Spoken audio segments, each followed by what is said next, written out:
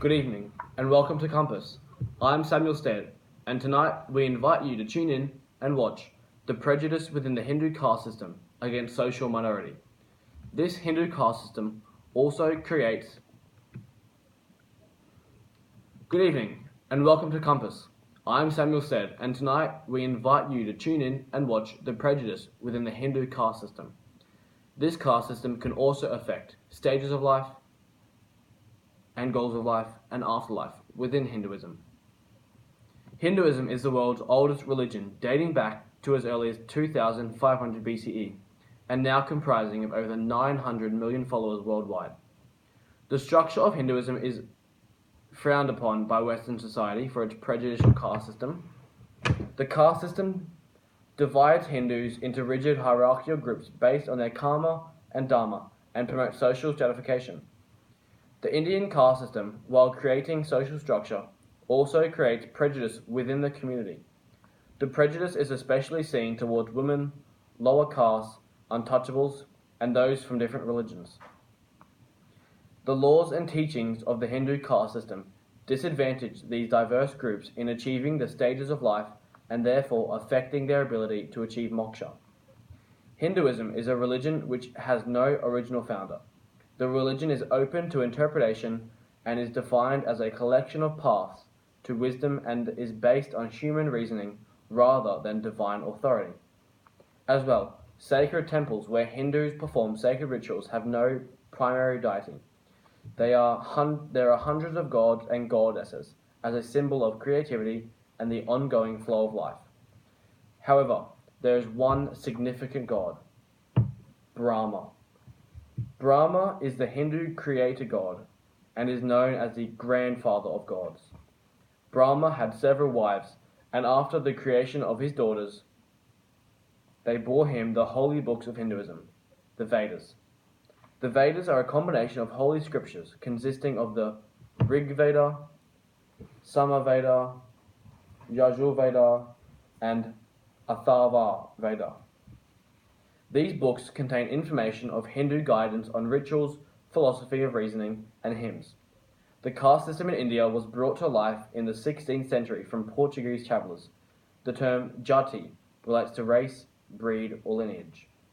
There are 3,000 jatis which relate to a specific occupation. These jatis fall under 4 basic varnas: Brahmin, Kshatriyas, Vaishyas, and Shudras. The Brahmins are members of the highest caste, and they are responsible for maintaining sacred knowledge. Brahmins in India today comprise up of 5% of the total population and mainly work as priests or jobs associated with helping lower caste members, but are provided with all of the benefits and advantages of achieving moksha. A famous Buddhist, Siddhartha Gautama, was a member of the Brahmin family. The second highest caste, Kshatriya, which translates to ruler or authority, are associated with members of authority, such as warriors, rulers, kings, or military classes. Hindus in this caste traditionally are united by their claims to rulership, pursuit of war, and possession of land. The third highest caste are the Vaishyas. This caste is composed of many members which traditionally take up the role of commoners. They are concerned with agriculture and cattle rearing, and are also landowners, moneylenders, and traders. Thus, it makes their responsibility to provide sustenance to the Brahmins and Kshatriyas. The final and lowest caste are the Shudras. Shudras are servants to higher caste members and are considered powerless. Shudras often seen serving Brahmins. This is due to the fact that it creates good karma and can prepare them for their next life.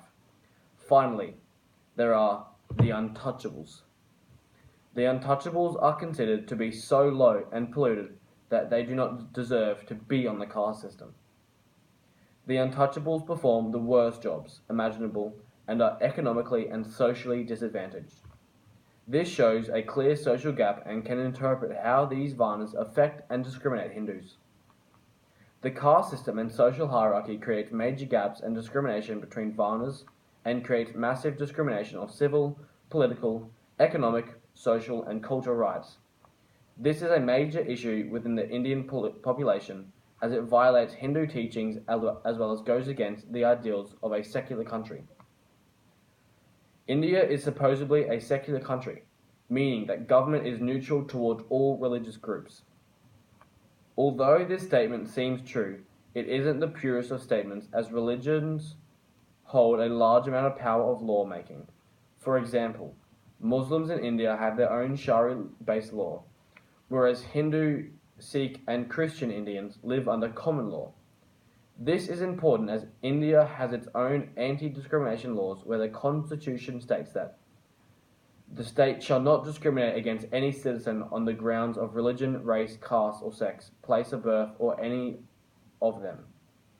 This is an issue as the fourfold caste system creates major discrimination amongst these certain groups and shows how it affects lower caste groups. The purpose of life for every Hindu is to achieve the fourfold purpose of karma, artha, dharma, and moksha. Karma is the first permissible goal of life, and it refers to the desire of the mind and the physical body. It is essentially the goal to love, as the god of love is named Kama.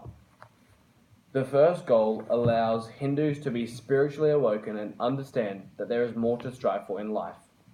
This goal can be achieved by all castes and untouchables as it does not need any socio-economic status to achieve. The second goal of life is Artha. Artha is the goal of gaining wealth and power in order to raise a family and keep a house. The third goal is Dharma. Dharma means the cosmic law and order. It signifies that all Hindus must carry out duties, rights, laws, conduct, and virtues. The final and prominent goal of life is moksha. Moksha is the process of becoming aware of all beings and self-realization, whilst losing the focus of ego and focusing on themselves. This stage is most important to Hindus as they are able to exit the cycle of birth and death and become a supreme being, which is the ultimate goal of Hinduism. However, these goals are not achievable for all Hindus as the caste system creates prejudice and does not allow them to reach these goals. This is a clear indication as to how it creates discrimination amongst castes and permits these groups from achieving moksha. For example, those in the lower caste system of Shudra and then the untouchables find it extremely difficult to achieve Artha, although it is permissible, as they should not seek wealth or power, as it means they will move up in the social ladder. As well, they are set to certain jobs such as tenants and servants, so they shouldn't be seeking power, as it isn't their duty or dharma. Yet, it is still mandatory for them to accept their low status in life as a part of their dharma. Whereas those Hindus in the upper caste must obtain money and power as a part of their destiny in life, such as rulers and kings. It isn't just a noble act to accept this power. It is their dharma in life to seek wealth and power to keep society in balance. This contradiction shows how much these discriminatory varnas have on caste groups from achieving moksha and ultimate Hindu belief. Hinduism is bound to the hierarchical structure of the caste system, and individuals' caste is often a reflection of their past lives and is reflected through karma. Karma is the universal law by which good or bad actions determine the future mode of an individual's existence. Karma is a representation of the Hindu teaching of samsara, which is the cycle of birth, death, and rebirth. This concept is a vital teaching in Hinduism and is known as reincarnation. Reincarnation is when the soul is seen as eternal and part of the spiritual realm and then returned back to the physical realm in a new body. A soul will complete this cycle as many times as it takes until it achieves moksha, the ultimate goal of Hinduism. This is often more achievable for men in Hinduism. However, women are viewed as being less than fully human in the dominant practices of Hinduism. Although in the Vedas, women are said to achieve moksha and can even surpass her husband or God, they take a different path to achieving moksha. Hindu texts present diverse and conflicting views on the position of women, ranging from feminine leadership as the highest goddess to limiting her role to an obedient daughter, housewife, or mother. This shows how Hinduism has large sexism present in their religion and creates discrimination to all women and ultimately affects them from achieving moksha. Ultimately, the Indian caste system, whilst creating social structure, creates major discrimination within the community. This prejudice is seen in the lowest caste system of Sudra and the untouchables by stopping them from achieving the ultimate life goal, moksha. I hope this has provided you with helpful insight into the Indian caste system and allowed you to create your own views on their social structures and views on life and afterlife. That is all from me. Thank you and good night.